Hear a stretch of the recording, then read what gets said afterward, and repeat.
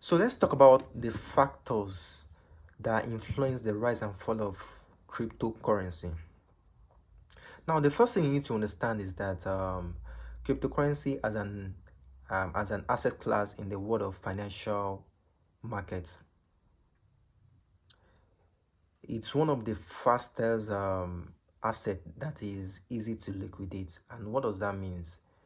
Unlike any other class of assets that that when it's time for you to, you can decide to sell, you can decide to buy any cryptocurrency of your choice as at the time you're watching this video, and in couple of minutes, in couple of time, in couple of months, you decide to sell it for one or two reasons known to you.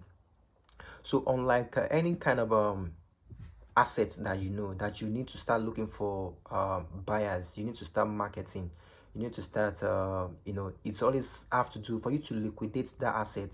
It has to involve there has to be an involvement of a third party. So cryptocurrency has its own nature of being very free, that you don't need you don't need anybody, you don't need the third party to liquidate your assets. So because of that reasons, it's it's also influenced the issue whereby you see that the price is not always stable, and as a matter of fact, and that's the reason why you see it is advisable that you don't invest what you can afford to lose, because of course you can lose money. And that's why you see that it is classified as the most assets with volatility. You understand? Like, it's very volatile. So that's one reason why you see that the price is never stable. Another thing is the events happening around the world, happening around the global markets, and also the events that is happening within the industry. There are several events that that also affect the rise and fall of crypto assets within the industry and in the global markets in general. Example of such events is the issue of the CEO of FTX exchange, in person of Sam Bankman-Fried, who mismanaged customers' funds on his exchange, and he was called to account for it. He couldn't say anything, he couldn't defend himself. So that event alone caused a lot of chaos, not just only to the exchange, to the customers on the exchange. It affected the whole market of cryptocurrency, because it actually created a lot of fear, and a lot of people started everybody started liquidating their assets. So when such event like that happen, it will always also affect the price and the price of any crypto assets you are holding. Another thing is another event that is happening around the world is the war between Russia and Ukraine. And of course, we all know when things like that happen, when there is war in a country where there is war, where there's no peace, where there's no harmony, a lot of business activities will shut down, and a lot of things will be affected. It will affect the way you live, the way we do things. So, and not just that, it is, and if you look at the issue, if you look at the war that is happening in between Russia and Ukraine, it's not just happening, it's not just affecting the two countries, it's also affecting the global market in general.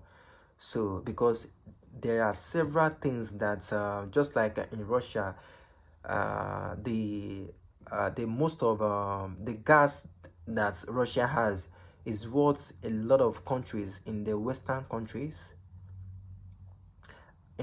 region, I mean, and in some part of Europe, is what they are using to light their homes, to cook, to to do all sort of things. So that alone is a major factor that will always affect what is happening in the market. And of course, the most another thing is that you need to understand that cryptocurrency is a global leverage system. We are all leveraging on ourselves to make money. And not just that, individuals are the ones involved. There are several financial institutes that are also involved in this market. We are not just the one only in the market. So there are several financial institutes that are institutions that are actually involved in this market, trying to make money for their customers. So, and in the case whereby you are looking at, making 2 times, 3 times, 10 times of your investment. The likes of the financial institute who have chunk of money, and the VCs, we call them uh, uh, um, venture capitalists. They have chunk of money to actually put in the market, and you need to understand that, like I said, cryptocurrency is a free market. There are a lot of money, dumb money flowing into cryptocurrency every time, every minute, every seconds, 24 hours, 7 days. There are a lot of money flowing into this crypto space, which is so much. So when you are looking at making 10 times, 20 times return on your investment, they actually, because they have chunk of money to actually invest, they're actually looking at making 10 times, 10%, I mean to say 5%, 10% of their money.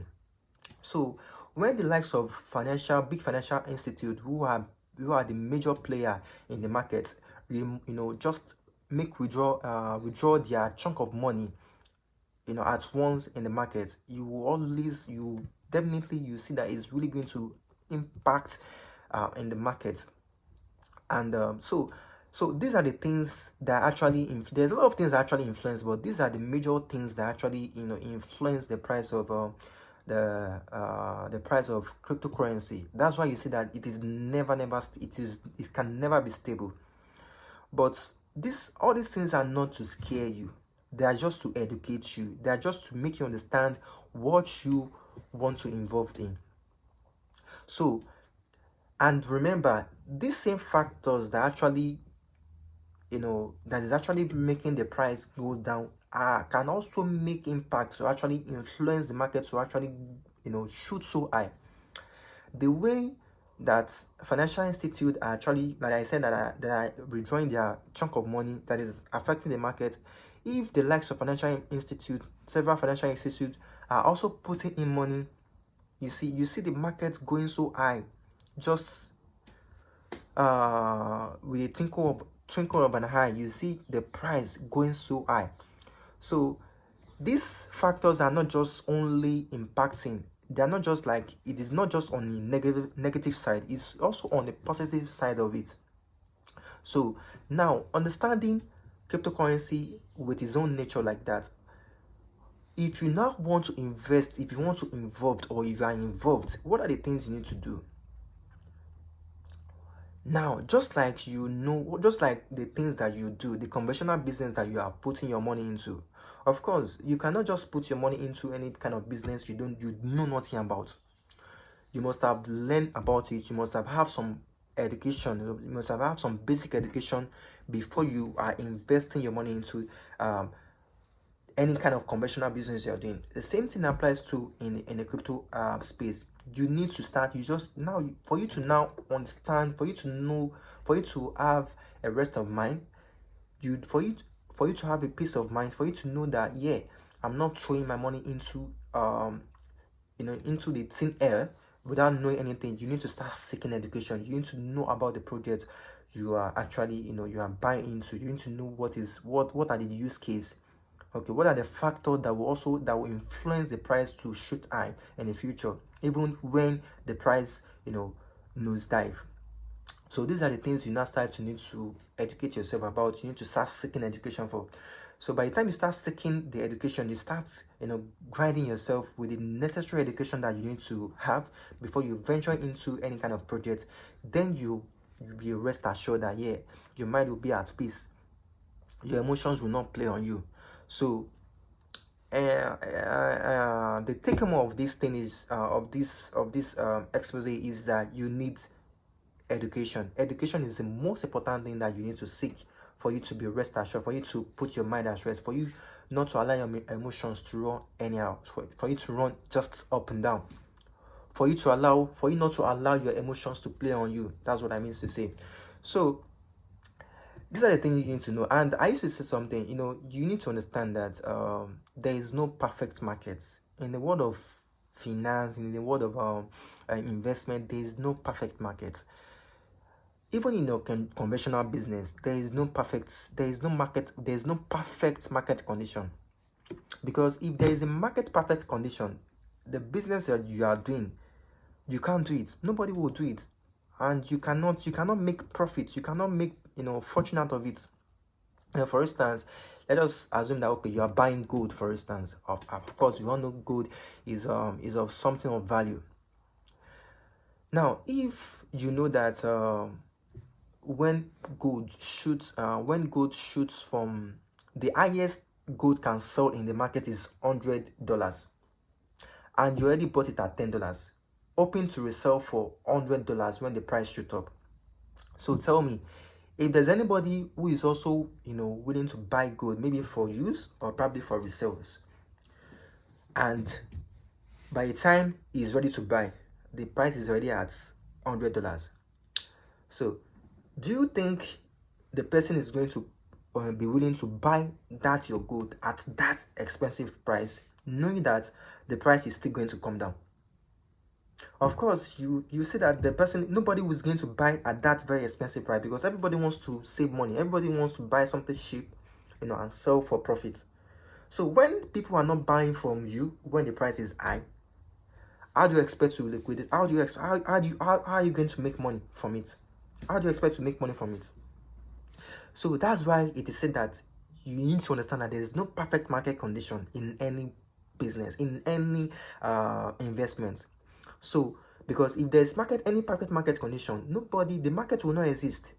So it is now for it. So it is just to let you understand that you need to educate yourself so as to control your emotions. So because by the time you have the education, you have the right knowledge towards anything you're doing, then your mind will be at rest. You know that, yeah, I'm going to definitely make money, probably some months, some years, but the most important thing is that you are getting a return for your investment, whichever way it goes. Either it goes in a long time or in a short time. So these are the things that you need to know. So I hope we've all learned one or two things concerning this. I would like to hear your thoughts. I would like to hear your feedback. What do you think about what I've said? And if there's any other thing you would also like to add to this wonderful expose, I'll be looking forward to your comments. I'll be looking forward to your suggestion in the comment section. So thank you very much. God bless us all, and bye for now.